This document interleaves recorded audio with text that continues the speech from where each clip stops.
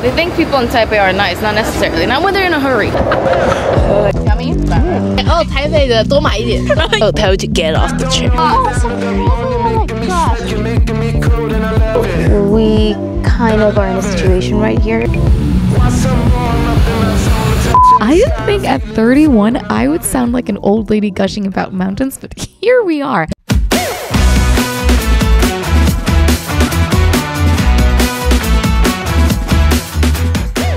Hi everyone, this is Sydney Weng back for season 2 here at Wander Taipei. Okay, so for season 2, we will be offering monthly updates on the first or second Tuesdays every month at night. Okay, so we did spend most of season 1 transgressing through the concrete jungle of Taipei City, navigating through visible and invisible boundaries.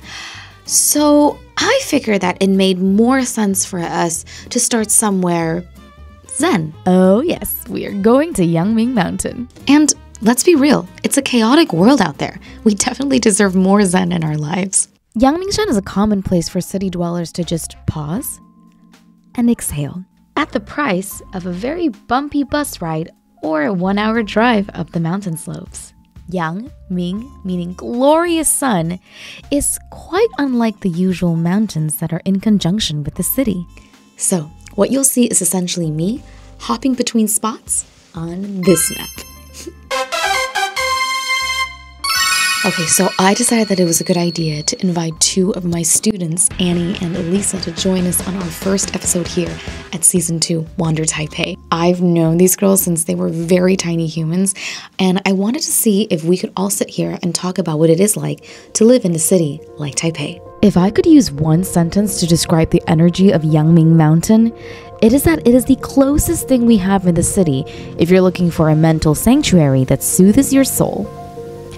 The best way to get to Yangmingshan is obviously to get someone to drive up there, but if you can't secure a ride at the moment, the bus does offer a budget-friendly option if you take the MRT to Jiantan Station and start there.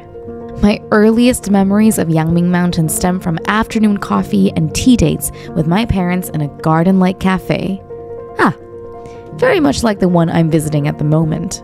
Yangming Mountain used to be referred to as Caoshan, Mountains of Grass, which included a cluster of summits and peaks in the same area. The name Caoshan is heavily intertwined with the nation's colonial ties with Japan. The name Glorious Sunlight, Yangming, was first coined when the Nationalist Party, KMT, took over Taiwan, as both an homage to the Neo-Confucian philosopher Wang Yangming and an attempt to reclaim Chinese heritage from the Communist Party in China. For the first weekend of my adventures in Yangming Mountain, I wanted to start our journey in the mountains with a mini workout. So the girls and I decided to look for some well-known snacks in the area. It was a nice walk, only the problem was, well, we got off the bus stop a tad bit earlier than expected, so, well, it was quite a walk. Won't your phone? We got off Okay, she's talking. 1 station earlier. Yeah. Thankfully, our stomachs were prompt for a good dose of calorie intake, and it did not disappoint. Whoa. I think the meat is very good.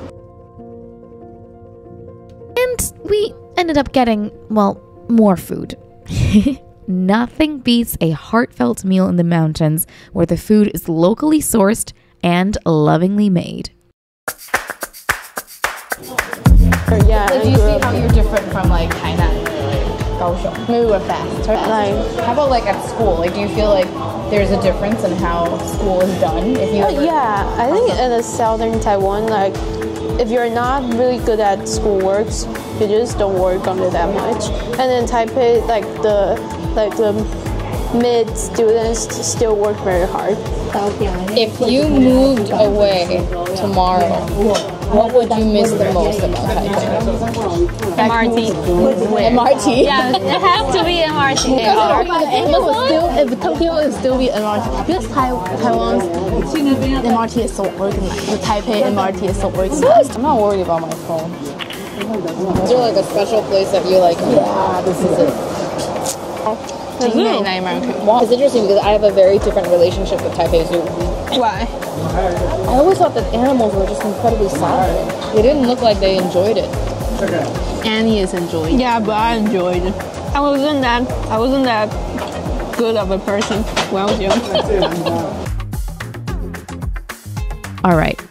So now we've eased into the scenery for a bit. It would be unfair of me to talk about Yangming Mountain if I did not address the flower festivals that occur here throughout the season. After all, these are the biggest events of the year in Yangming Mountain. As of now, we are currently enjoying the Calla Lillies season in the Zhuzihu area. And by the time you guys see this, you will be able to enjoy the last bits of Calla Lily as the slopes and gardens transition into the hydrangea season from mid-May to mid-June. At the same time, you can also catch a glimpse of the maple tree gardens in the same area as well. So when you come to the Zhuzihu area, you'll see all these different gardens with maple groves, calla lily beds. And what you do is usually if you pay a small fee around $3 to $5 so around like 100 and 150 Taiwanese dollars here, you'll be able to walk into these gardens, get these coupons that you can exchange for a cup of coffee and just take as many photos as you would like, or just relax and chat with friends, enjoy the moment, and spring breeze.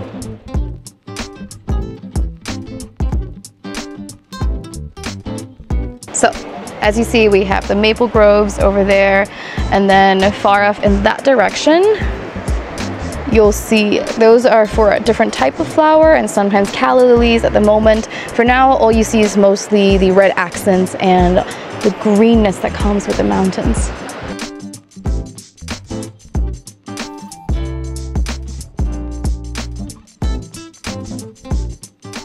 We are now sitting here at Qingtiangang, known as the Sky Propping Pillar, where a KMT garrison was stationed right here. The land is mostly dedicated to grazing cows, and it is a popular place for families and friends to relax, entertain, and for awesome photo ops. Today we can tell them if there you see a lot of people in the line. Maybe that is not that good. People just like to be in the line. You don't. Cute. It doesn't. Yeah. It probably isn't good. Oh, Yeah. okay. That's a very genuine and candid observation. So I think people are like very polite in a way they tell some white lies, but it's not really white lies, but they're just trying to be polite, and it's like normal and not culture. Don't let it get to your head. You're not. Yeah. Speaking of former farmlands, Erziping is also a very accessible hiking trail to check out. You guys see the mist in the back there? It's so pretty, it's so picturesque. It's like this nice classical Chinese painting. It's super ethereal, and it feels like you're walking into this fantasy land or a dream. Wow. This place was initially inhabited by the indigenous tribes that were native to this area before the Han people from China immigrated to this area. It's been through the Japanese colonization, the Qing dynasty, and so forth. Other than hiking trails, the mountains are adorned with streams and falls of different sizes, like this one, the Xiaoyingtan Pubu, also known as the Milk Waterfalls. You can definitely come here to meditate and soak in all the magic. But hey, if proactively engaging with nature is not your thing, trust me, the mountains do not disappoint. Stop by one of these gorgeous coffee shops, which are hidden everywhere, and appreciate the beauty of food, breeze, and a stunning view from a distance. I didn't think at 31 I would sound like an old lady gushing about mountains, but here we are. My God, it is so healing to just drive in the mountains, if not walking there. If I could come up with a quote to encapsulate everything that I felt this month, it would be, I love the island nation with its layered ridges and peaks. And it got me thinking how much I love these long walks where emerald canopies intrigue, where between summits, all my worries released.